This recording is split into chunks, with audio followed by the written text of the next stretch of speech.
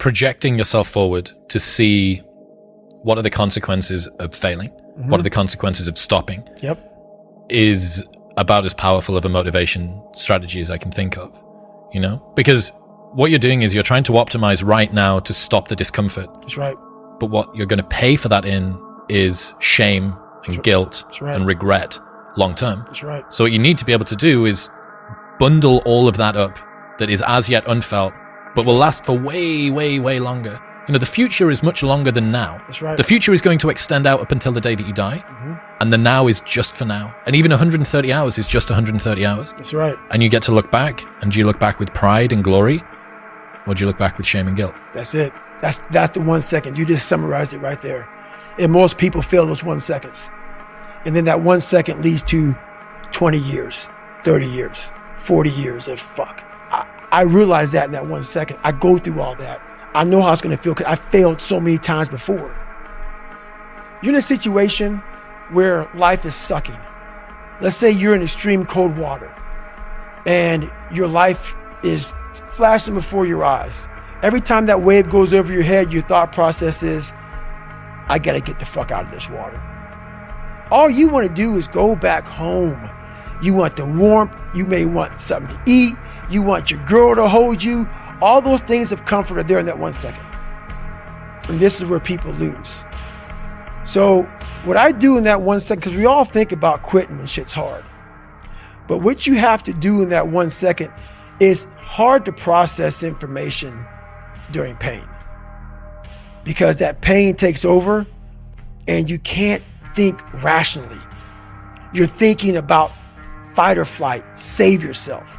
That's not a rational thought. It's not a thought that's going to get you through hard times.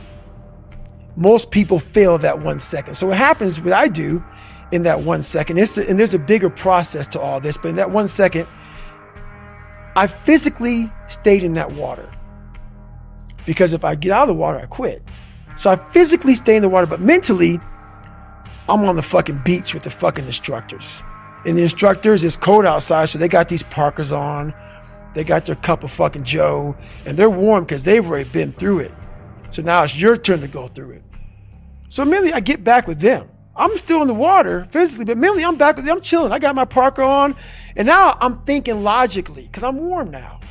Mentally, I'm warm. I've taken that 1 second. Let's not quit yet, Goggins. Let's fucking think about your options. Where are you going to end up if you quit this shit? Where are you going to go? What are you going to say to yourself? Because you know you're going to get warm. The second you get out of this water, you could take a shower and you could be warm. And in 5 days, you could be out. So I start thinking logically.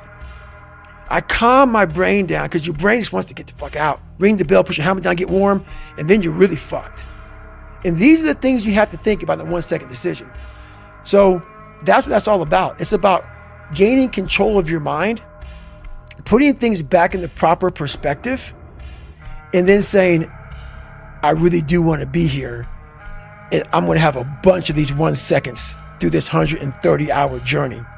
And I have to learn to control these. Because if I fail one of these 1 seconds, I will not be a SEAL. I will not be a doctor. I will not be a lawyer. I will not be whatever the fuck it is. So that's how important that 1 second decision is. It's all about your mind takes control of you. You have to say, fuck you. I run this motherfucker. And that's what that's all about.